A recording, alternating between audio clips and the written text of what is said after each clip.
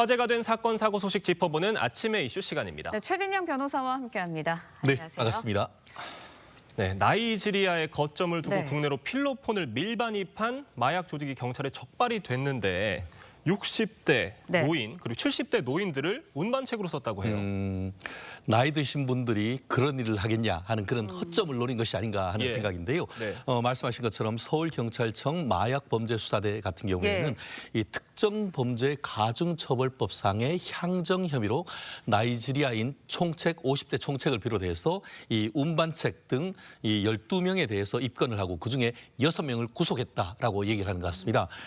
왜 이게 마약법이 아니고 향정이냐 이런 의문이 있을 것 같은데요.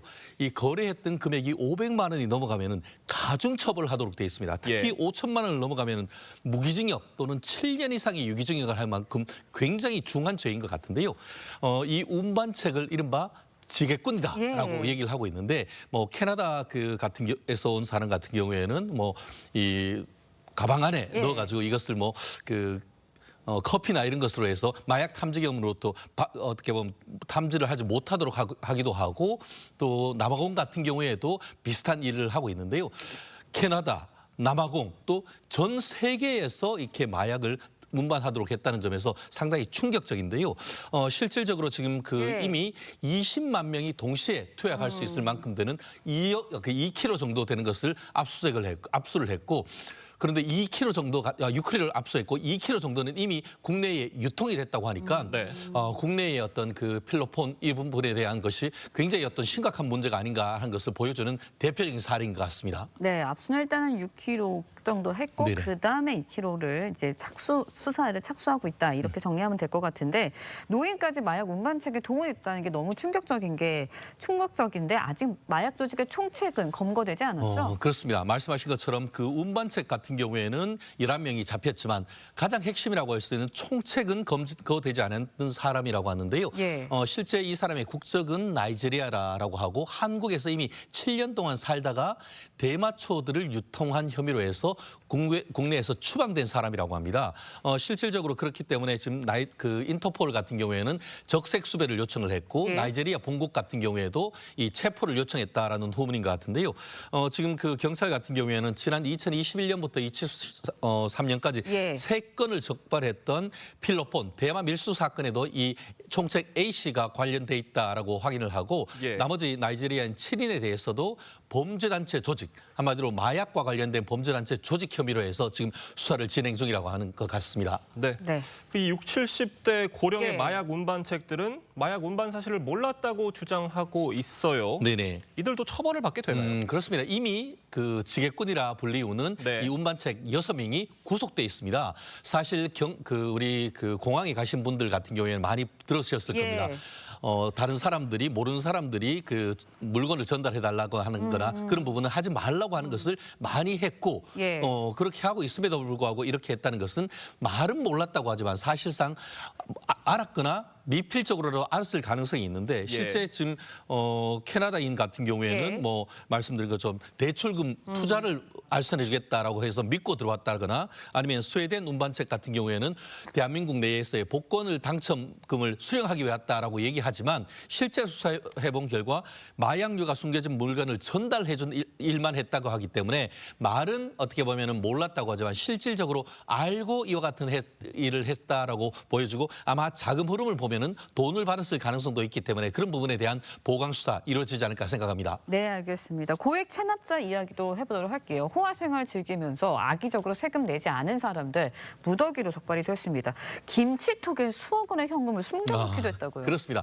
김치통이 아니고 금치통이 아닌가 하는 생각인데요. 지금 그 국세청 같은 경우에는 지능형 고액 체납자 696명을 집중적으로 추적을 했고 세금 추징액만 2조 5천억 원이나 된다고 합니다. 실질적으로 그중에서 변제 능력이 있으면서도 이 지급하지 아니하고 있던 216명 그리고 또 편법으로 재산을 은닉했던 사람 81명 등을 비롯해서 많은 사람들을 추징하고 있는 것 같은데요.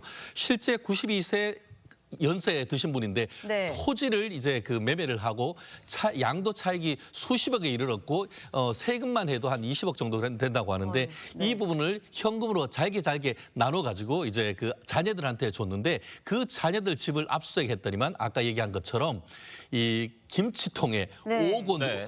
좀 5만 원권으로 해서 2억 원씩이나 있었다라고 하고 네, 그 지금 외에도 화면으로 여러 나가고 예, 그 외에도 여러 가지 지금 그 일들이 있다라고 하기 때문에 네.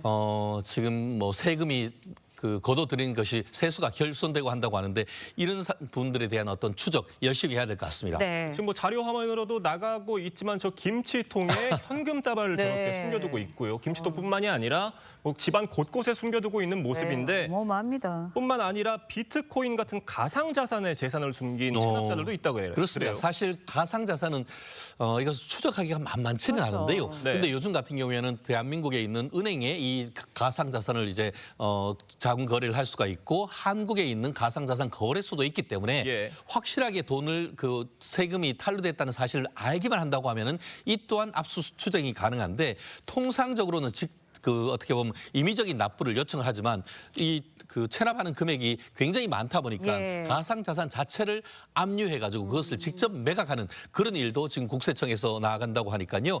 이 부분에 대해서 특히 요즘 같은 경우에는 뭐 유튜버를 비롯해서 이런 예. 젊은 층의 이 가상자산을 통한 탈세가 적지 않다는 얘기가 있기 때문에 이런 신종 탈세에 대해서도 수법을 잘 예. 확인해서 국세청이 대응하는 것이 필요할 것 같습니다. 네, 집안에 현금 다발 뭐 금덩이가 저렇게 많은데 왜 세금 내지 않았을까 이런 의문점이 좀 드는데 국세청 조사원들이 체납자에게 찾아갔을 때 강하게 항의하면서 반발을 하기도 했다고 합니다. 영상으로 보고요. 이야기 이어가겠습니다. 공무집까지 집어넣어 그래서 야 세금 냈다 그래서 안 낸다 그랬어.